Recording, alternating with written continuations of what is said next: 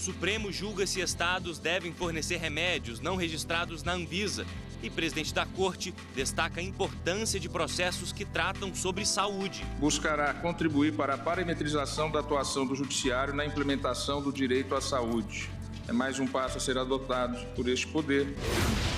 Justiça italiana mantém prisão perpétua a Cesare Battisti. Flamengo e Ministério Público pedem que Justiça libere o Ninho do Urubu para a categoria de base após a tragédia em fevereiro. Brasil e Austrália na prevenção à violência doméstica. CNJ debate tema em mesa redonda.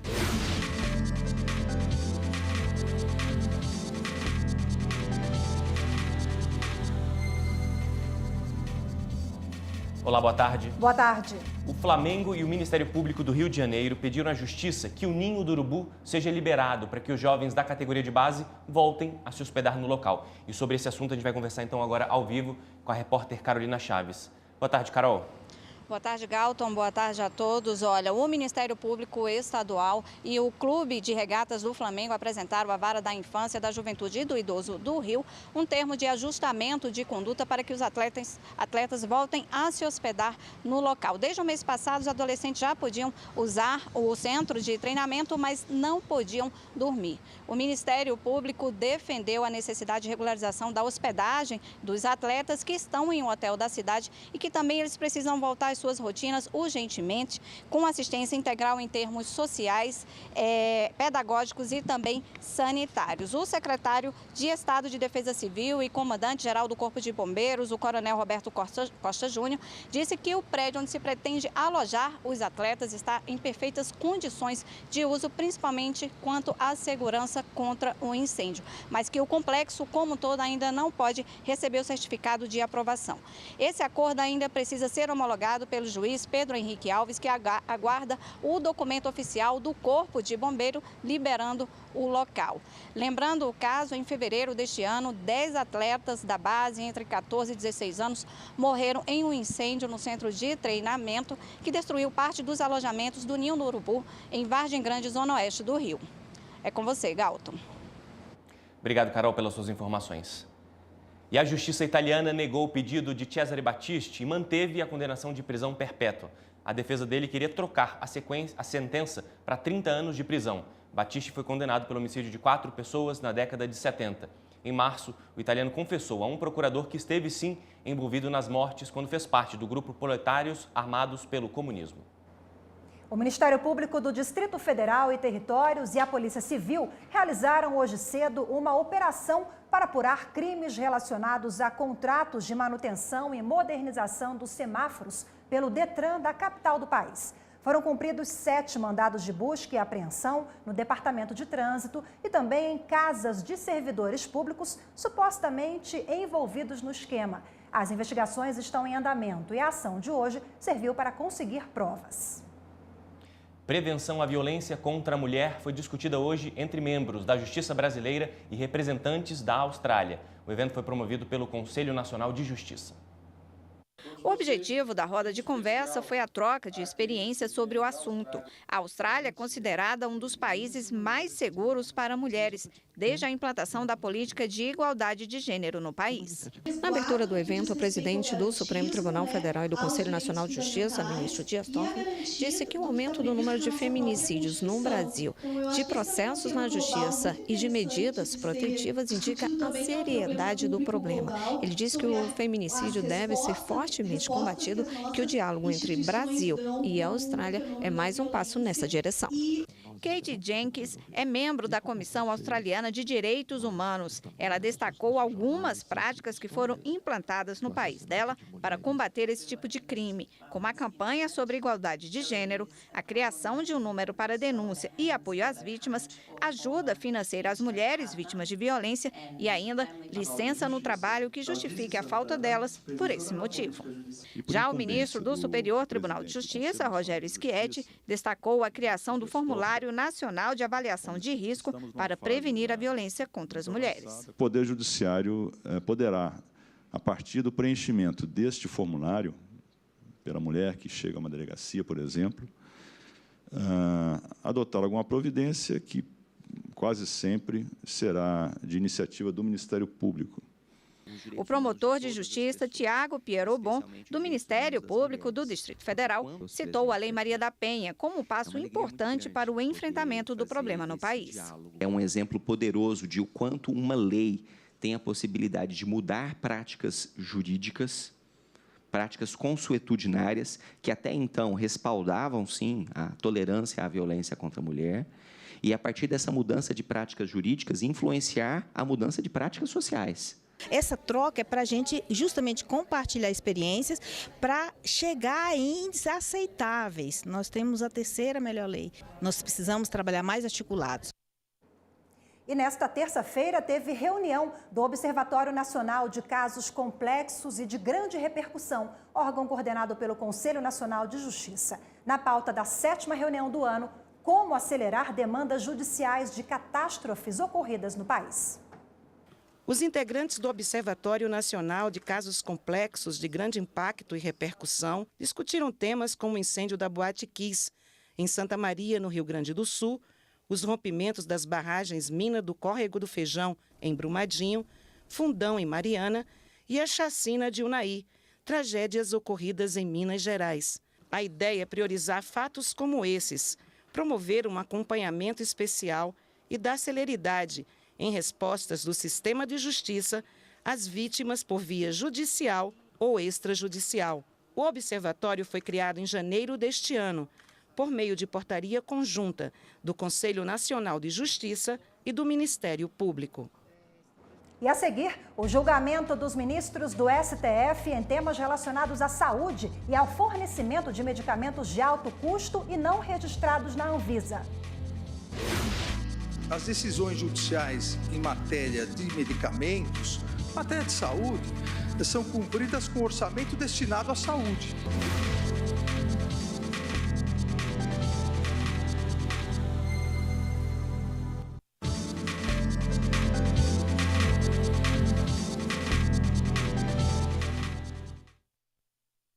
Os ministros do Supremo Tribunal Federal se reuniram agora há pouco em uma sessão extraordinária. Os 5 processos em pauta tratam de assuntos relacionados à saúde. O repórter Gabriel Ciafré acompanhou a sessão e traz para a gente agora os detalhes ao vivo.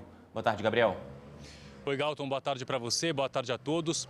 É isso mesmo, viu, Galton? Os 5 processos tratam essencialmente da saúde. Dentre esses 5 processos, 4 são repercussões gerais, tem repercussões gerais reconhecidas porque são recursos extraordinários. Eles tratam essencialmente do fornecimento de medicamentos que não tem registro na Anvisa e também do fornecimento de medicamentos de alto custo. Na sessão extraordinária de agora de manhã, foi julgado um processo de forma isolada que tem repercussão geral reconhecida. Os ministros votaram, então, por decidir se os medicamentos que não têm registro na Anvisa podem ou não ser fornecidos aos pacientes aqui do país. O julgamento já havia sido iniciado e foi retomado com voto vista do ministro Alexandre de Moraes. E esse é um tema de muita importância, tanto que antes do início do julgamento, o ministro Dias Toffoli, presidente do STF, fez um destaque especial à matéria. Vamos acompanhar os detalhes na reportagem. A pauta que temos hoje em discussão a partir desta sessão extraordinária, ela é das mais relevantes e importantes. Buscará contribuir para a parametrização da atuação do Judiciário na implementação do direito à saúde.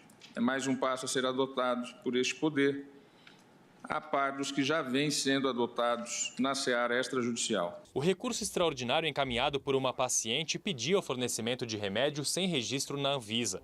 Logo no início da sessão, os ministros afastaram decisão do ministro Marco Aurélio, que julgava extinto o processo, e decidiram continuar o julgamento por conta da repercussão geral do recurso. Entendo que o julgamento tem condições processuais de prosseguir pela objetivação que deriva do reconhecimento da repercussão geral e, portanto, voto pelo provimento do agravo. Prevaleceu, no entanto, para início do julgamento, a tese de que, objetivado o processo com o reconhecimento da repercussão geral, prossegue-se independentemente do interesse subjetivo que esteja em jogo. Em sessões anteriores, 3 ministros já haviam votado. Hoje foi a vez do ministro Alexandre de Moraes apresentar o voto vista. Ao analisar o mérito do caso, ele defendeu o acesso universal e igualitário à saúde, como direito fundamental, mas destacou que é necessária análise cautelosa de cada caso para evitar uma seletividade e também prejuízo à implantação de outras políticas públicas. Até porque, por isso também fiz questão de salientar, as decisões judiciais em matéria de medicamentos, matéria de saúde, são cumpridas com orçamento destinado à saúde. Em outras palavras, o montante determinado judicialmente a poucos indivíduos, por mais importante que sejam as questões, mas esse montante é retirado do orçamento destinado a milhões de pessoas que dependem do SUS. Ele votou pelo provimento parcial do recurso. Mesmo entendimento teve o ministro Luiz Roberto Barroso.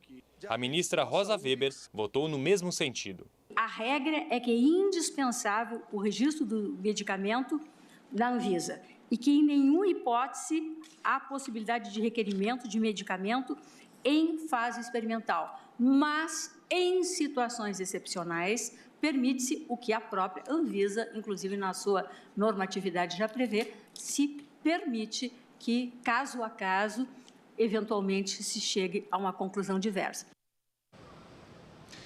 Os ministros entenderam, portanto, que o fornecimento de medicamentos que não tem registro na Anvisa fica permitido, mas que dependendo de cada caso, analisado separadamente e seguindo critérios específicos, aí sim os pacientes podem tentar pedir e conseguir esses remédios na via judicial. Essa foi a decisão aqui do plenário do Supremo. Cabe agora formular a tese sobre a repercussão geral.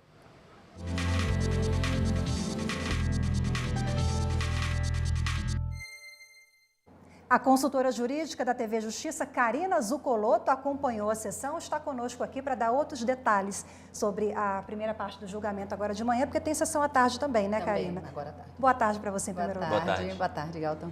Bom, o Gabriel já adiantou um pouquinho ali na reportagem, mas eu queria que você detalhasse o seguinte aspecto. Antes de chamar esse caso, os ministros chamaram agravo regimental dentro desse recurso. Exatamente. Do que se tratava esse agravo e o que mudou, qual o resultado? Antes de retomar o julgamento com o voto vista do ministro Alexandre de Moraes, em razão de um pedido de vista do ministro Teori Zavascki, que havia interrompido o julgamento já iniciado em setembro de 2016, os ministros passaram a votar, a discutir esse agravo regimental, um recurso contra uma decisão monocrática do ministro Marco Aurélio, relator do recurso extraordinário, que teria determinado a extinção deste recurso. E por que o ministro Marco Aurélio determinou a extinção do recurso?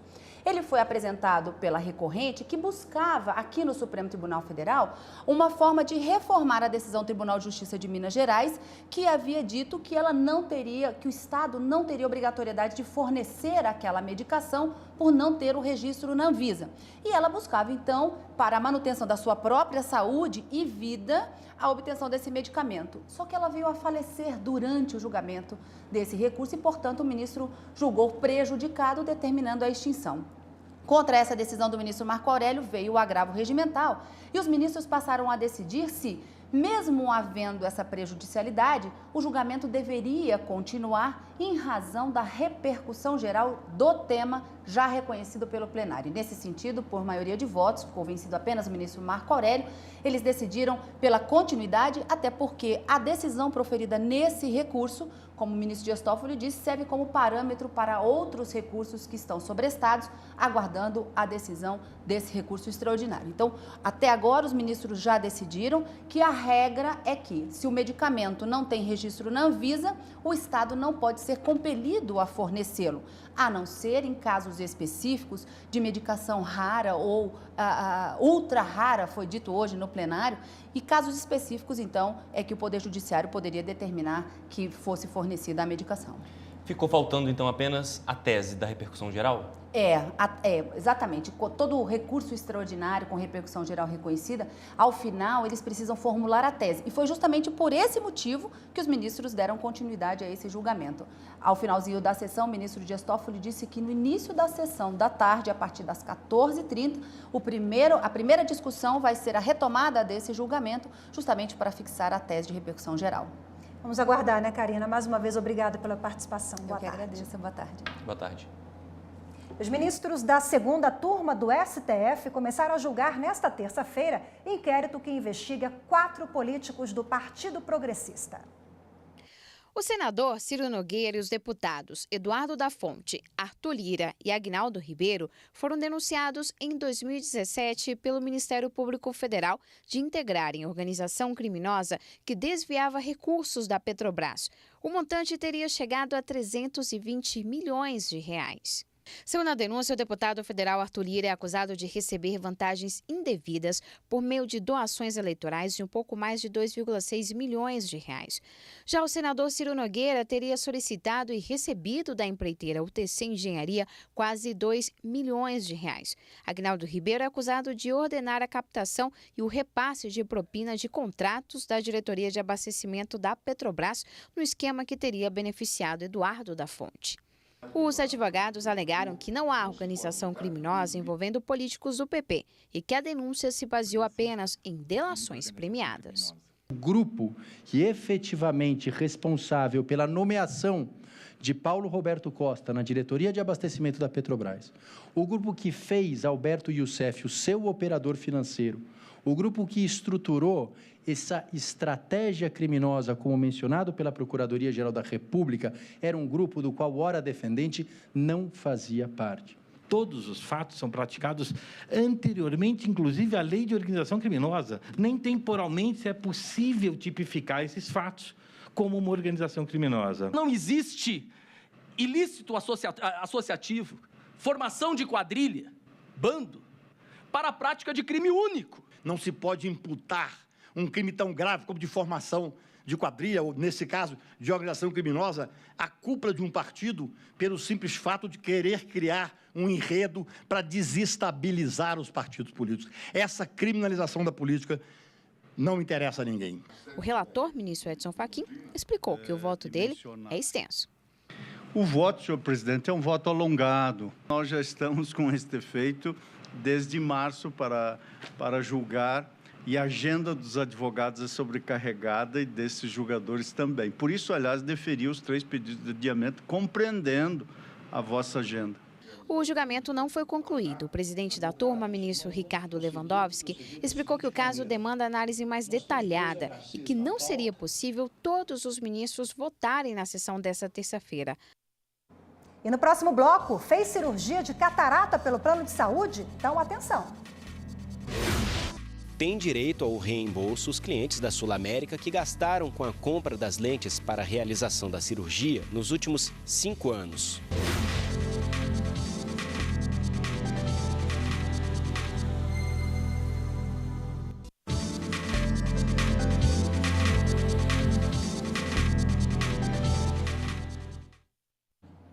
A pedido da Procuradoria-Geral da República, a Polícia Federal fez busca e apreensão em 2 cidades da Paraíba. Os mandados, determinados pelo Superior Tribunal de Justiça, foram em busca de provas de um esquema criminoso. E quem tem os detalhes sobre esse assunto e conversa com a gente agora ao vivo é a repórter Isabel Paz.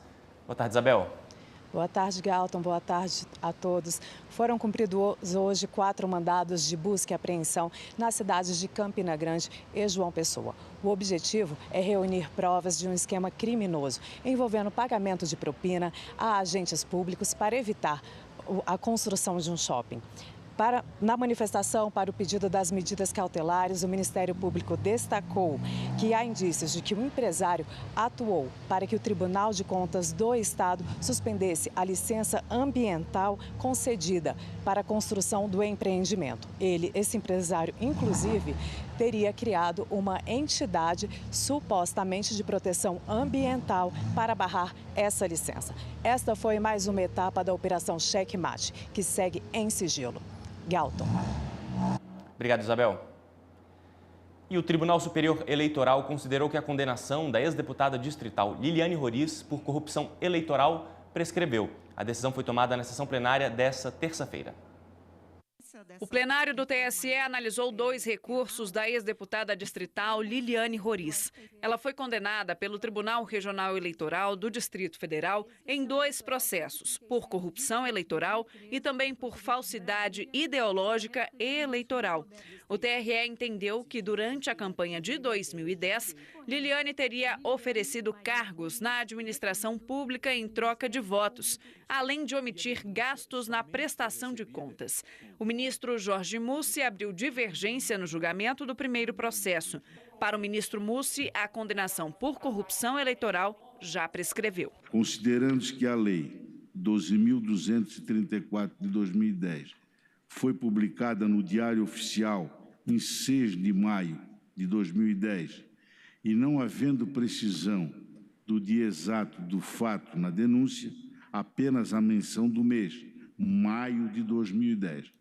Penso deva ser aplicada a interpretação mais favorável ao acusado, a fim de computar o prazo prescricional de 2 anos na redação original do artigo 109, inciso 6º do Código Penal, ante a fixação de pena inferior a 1 ano de reclusão. O entendimento do ministro Mussi foi seguido pela maioria do plenário. No segundo processo, o ministro Luiz Roberto Barroso, relator do processo, tinha votado por manter a condenação, mas diminuir o adicional da pena, referente ao número de pessoas envolvidas na conduta.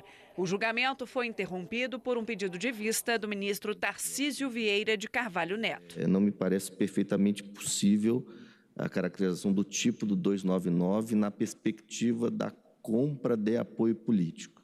Esse seria um elemento que me animaria a pedir vista. O plenário continuou a análise de um recurso da cidade de Valença, do Piauí, onde vereadores de 2 coligações são acusados de fraudar candidaturas femininas para alcançar o percentual mínimo de mulheres candidatas previsto por lei. Ao apresentar o voto vista, o ministro Edson Fachin acompanhou o relator, ministro Jorge Mussi, para considerar que houve candidaturas fraudulentas.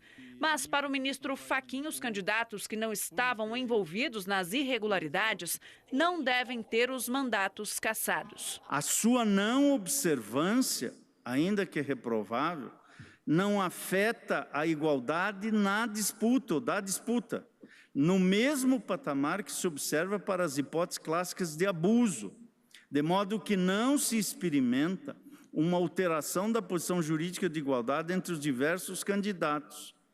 Assim, o candidato que não participou ou não anuiu com a fraude, entendo, não pode ser alçado ao mesmo patamar jurídico daquele que foi favorecido pelo abuso praticado. O ministro Og Fernandes pediu vista do processo. E agora, Galton, uma boa notícia para muitos consumidores. Clientes da Sul América podem pedir reembolso de lentes intraoculares usadas em cirurgia de catarata. Esse, Rafael, é o entendimento da terceira turma do Superior Tribunal de Justiça e é o que a gente vai ver agora na reportagem de Jesus Mosquera. O professor Ranulfo Saraiva passou por uma situação parecida com a dos clientes da Sul América. Foi submetido a uma cirurgia de catarata, mas o plano de saúde se negou a pagar pela lente intraocular implantada durante a operação. A única opção que eu tive no momento para poder realizar a cirurgia foi custear a lente. Quanto? E próximo de R$10 mil. A opção que eu tive foi procurar uma proteção judicial, né? Tive que procurar a justiça para poder reaver, né, esses valores e, digamos assim, fazer o que eu considerava justo. A terceira turma confirmou o acórdão do Tribunal Regional Federal da Terceira Região, que julgou procedentes os pedidos formulados em uma ação civil pública. Foi garantido o direito à cobertura de lentes intraoculares aos segurados da Sul América que vão fazer a cirurgia, além do reembolso para quem já fez e teve que pagar pelas lentes. De acordo com o relator, ministro Paulo de Tarso Sanseverino, nesses casos é aplicado o artigo 51 do Código de Defesa do Consumidor, que estabelece a nulidade de uma cláusula contratual abusiva. A ação civil pública foi iniciada por clientes que firmaram contratos antes da vigência da Lei dos Planos de Saúde, publicada em 98. Tem direito ao reembolso os clientes da Sul América que gastaram com a compra das lentes para a realização da cirurgia nos últimos 5 anos. O ministro Paulo de Tarso Sanseverino destacou ainda que não há especificação legal sobre o prazo prescricional aplicável ao reembolso por parte da seguradora.